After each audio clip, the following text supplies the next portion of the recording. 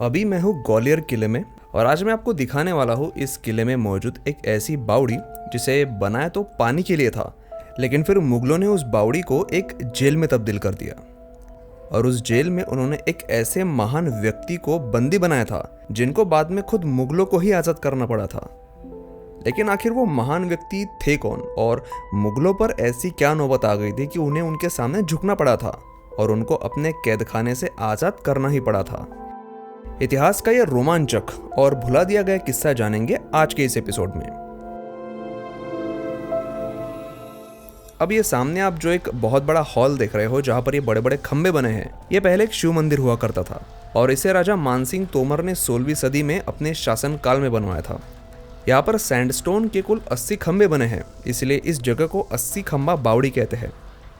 और इसके पास मौजूद जो बावड़ी है वो भी हम थोड़ी देर में देखने वाले हैं। जब मुगलों ने ग्वालियर किले पर कब्जा कर लिया था तो उन्होंने इस जगह का पूरा नक्शा ही बदल दिया।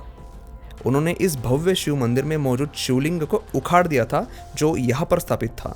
ये जो यहाँ पर आप एक स्क्वायर शेप की बड़ी टाइल देख रहे हो, ठीक इसी जगह पर एक बहुत बड़ा शिवलिंग स्थापित था जिसे मुगलों ने उखाड़ फेंका था। और इसके ठीक ऊपर आप उस जगह को भी देख सकते हो जहाँ पर कलश लगाया जाता होगा।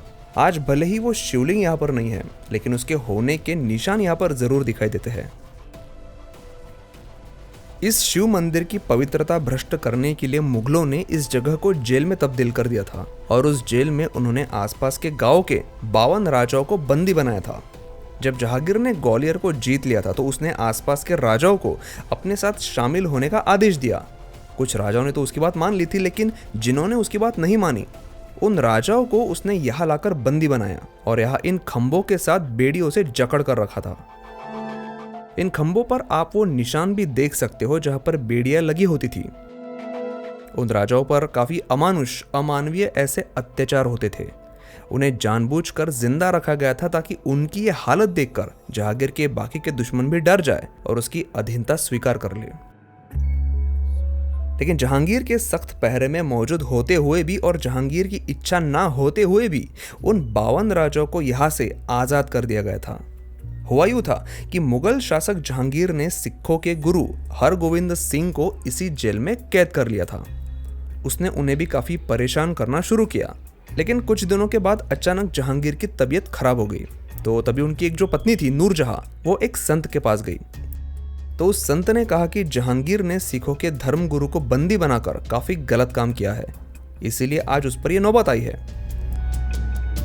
जब ये बात जहांगीर को पता चली तो उसने फौरन गुरु हरगोविंद सिंह को रिहा करने का फैसला किया। लेकिन फिर गुरु हरगोविंद सिंह जी ने वहां से अकेले जाने से मना किया और जहांगीर के सामने ये शर्त रखी कि अगर वो उनके साथ वहां के 52 राजाओं को भी छोड़ेगा तभी वो यहाँ से जाने के लिए तैयार है। अब मजबूरी में उसे उन 52 राजाओं को भी छोड़ना पड़ा और फिर इस तरह से वो 52 राजा और गुरु हरगोविंद सिंह यहाँ से आज़ाद हुए। लेकिन उन राजाओं को दी जाने वाली यातनाओं की निशानियां आज भी यहाँ पर देखने को मिलती है और हम उन्हें महसूस भी कर सकते हैं कि उस समय में वो माहौल कैसा होगा। उन राजाओं की चीखें, उनका डर, वो भयानक मंजर इन सारे स्तंभों ने और इस मंदिर की दीवारों ने अपनी आंखों से देखा है। ये देखिए यहाँ पे जो हमने देखा 80 खंबा बावड़ी के पास में जो महल है जो जहांगीर ने अपने समय में जेल में तब्दील कर दिया था, उसके साइड में देखिए आप, ये मशाल लगाने के लिए आप छोटा एक हिस्सा देख रहे हो और इसी के साइड में देखिए आप एक छोटे से जेल है। ये छोटा सा उस समय का जेल है, ये जो छोटे छोटे कमरे बनाए गए थे शायद एक एक आदमियों के लिए। मतलब देखिए कितने छोटे हैं कि यहाँ पर खड़ा भी रहा नहीं जा रहा है। इतने छोटे से एक जेल में मतलब आई होप कि एक ही आदमी को रखा गया होगा। यहाँ पे ऊपर हम जाकर देखते हैं क्या है।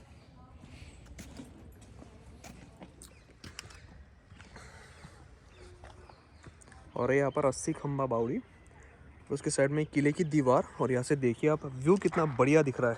पूरे ग्वालियर शहर का व्यू आप यहाँ से देख सकते हो। ये किला जो है ये एक ऊंची चट्टान पे पहाड़ी पर बना है, तो यहाँ से नज़र रखने के हिसाब से भी एक काफ़ी बढ़िया किला था और इसीलिए इतने सारे राजाओं ने इस किले पर आक्रमण किया।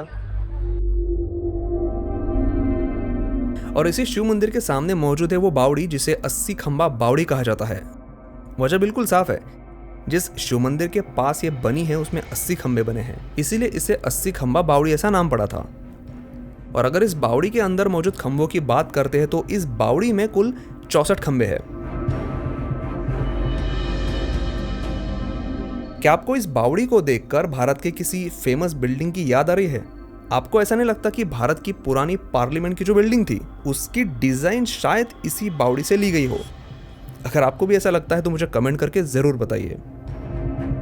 नीचे पानी तक पहुंचने के लिए कई जगह पर सीढ़ियां बनाई गई है, कई सारे दरवाजे और खिड़कियां भी है। पहले टूरिस्ट लोगों को नीचे तक जाने की परमिशन हुआ करती थी, लेकिन फिर यहाँ पर कई सारे ऐसे हादसे हुए जिसके बाद अब किसी को भी नीचे जाने की परमिशन नहीं है। तो आज का वीडियो आपको कैसा लगा मुझे कमेंट करके जरूर बताइए, और अच्छा लगा हो तो प्लीज वीडियो को लाइक जरूर करिए। मैं हूं सुमित और मैं मिलता हूं आपसे अगले एपिसोड में।